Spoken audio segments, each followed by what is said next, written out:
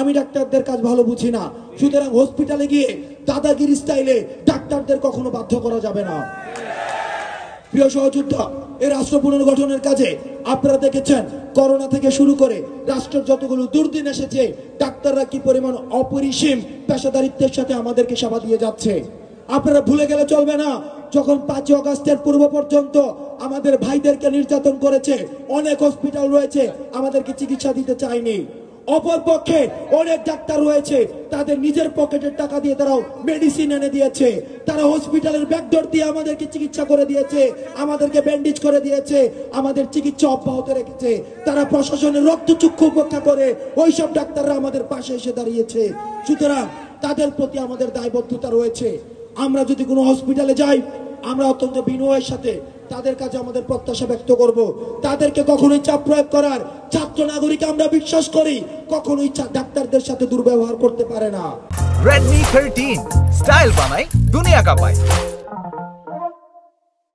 সুতরাং আপনারা ডাক্তারদেরকে পেশাদারি কাজ করার উন্মুক্ত সুযোগ আপনারা দিবেন, যাতে করে ডাক্তাররা কখনোই প্রেসার ফিল না করে। আমরা দেখেছি গতকাল আইসিআইতে যে ঘটনাটি ঘটেছে, সেটির জন্য ছাত্র নাগরিক থেকে শুরু করে সমাজের সকল শ্রেণী পেশার মানুষ থেকে পক্ষ থেকে আমি ডাক্তারদের কাছে দুঃখ প্রকাশ করি। আমরা চেষ্টা করছি প্রত্যেকটি জায়গায় গিয়ে আমরা সচেতনতা বৃদ্ধি করার। আমরা ছাত্র নাগরিক যদি সচেতন না হই, তাহলে আপনাকে মাথায় রাখতে হবে বাংলাদেশ বিনির্মাণ আর কখনোই সম্ভব নয়।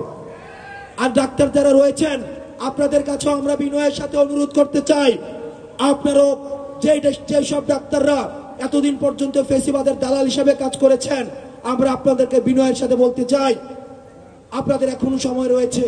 আপনারা মানুষের সেবার মুখে চলে আসেন, কোন রাজনৈতিক দলের সেবা আপনাদের প্রয়োজন নেই। ডাক্তারদের একটি পরিচয়, সেটিই যথেষ্ট, তারা হচ্ছে ডাক্তার। এর থেকে বড় পরিচয় আর কোনো প্রয়োজন নেই। পৃথিবীতে যদি সৃষ্টিকর্তার পরে মানুষ আর কাউকে দ্বিতীয় বিশ্বাস করে, সেটি হচ্ছে ডাক্তার। সুতরাং ডাক্তারদের আমরা যে মর্যাদা দেই, এই মর্যাদাই যথেষ্ট। আপনাদের নতুন করে কোনো রাজনৈতিক দলের ছত্রছায়া এসে আপনাদের মর্যাদা ক্ষুণ্ণ করার কোনো প্রয়োজন নেই। আমরা আপনাদেরকে কথা দিচ্ছি, ছাত্র নাগরিকে আপনাদের সাথে সহযোগিতামূলক সম্পর্ক রাখবে। আমরা দেখেছি আজকে আমাদের এই যে দ্বিতীয় বাংলাদেশের প্রেক্ষাপটটি তৈরি হয়েছে, এই তৈরি হওয়ার পিছনে অন্যতম একটি কারণ ছিল বার্ধক্যের নেতৃত্ব। আমাদের এই তরুণ প্রজন্মের ভাষা বুঝতে পারেনি, বার্ধক্যের শৃঙ্খলা আবদ্ধ যেই বার্ধক্যের নেতৃত্ব আছে, তারা আমাদের তরুণ প্রজন্মের মনন বুঝতে পারেনি, মগজ বুঝতে পারেনি, মনস্তত্ত্ব বুঝতে পারেনি, যার কারণে এই বার্ধক্যের সাথে তরুণ প্রজন্মের একটা দূরত্ব সৃষ্টি হয়েছিল। এবং এই দূরত্বের জায়গাটিতে তরুণ প্রজন্মের ক্ষোভ সৃষ্টি হয়েছিল। তরুণ প্রজন্মের চাওয়া এবং প্রত্যাশার মাঝখানে একটি দৃশ্যমান ব্যবধান তৈরি হয়েছিল। এই ব্যবধানের জায়গাটিকে পুঁজি করে আমরা দেখেছি ফ্যাসিবাদী সরকার আমাদেরকে শাসন করেছে এবং শোষণ করেছে।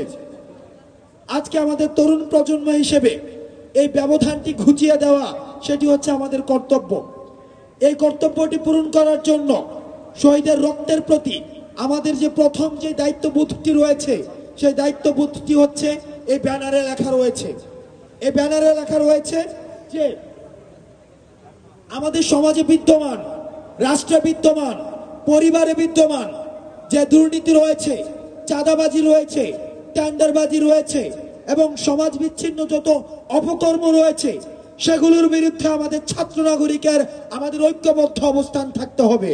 আজকে যদি স্বাধীনতার পরবর্তী সময়ে আমরা শহীদদের রক্তের যে কর্তব্যবোধ, এই কর্তব্যবোধটি ভুলে গিয়ে আমরা আমাদের নিজেদের স্বার্থে আমরা বিভক্ত হয়ে যাই এবং চাঁদাবাজ, টেন্ডারবাজ এবং আমাদের পারিবারিক দুর্নীতি, সামাজিক দুর্নীতি এবং রাষ্ট্রীয় দুর্নীতির বিরুদ্ধে আমাদের ঐক্যবদ্ধ অবস্থান নিতে আমরা ব্যর্থ হই, তাহলে সেটি আবার হচ্ছে ফ্যাসিবাদের পুনর্বাসনের জন্য আবার পরিবেশ তৈরি করে দিবে।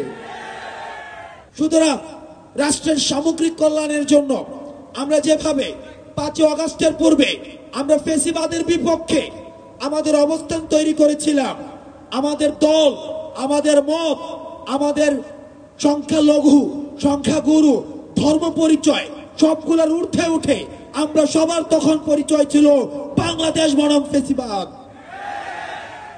ঠিক একইভাবে আমাদের বর্তমান ঐক্যবদ্ধভাবে আমাদের পরিচয় হতে হবে দুর্নীতি বনাম বাংলাদেশ, চাঁদাবাজি বনাম বাংলাদেশ, টেন্ডারবাজি বনাম বাংলাদেশ। প্রিয় সহযোদ্ধা, আমরা এটা স্বীকার করি।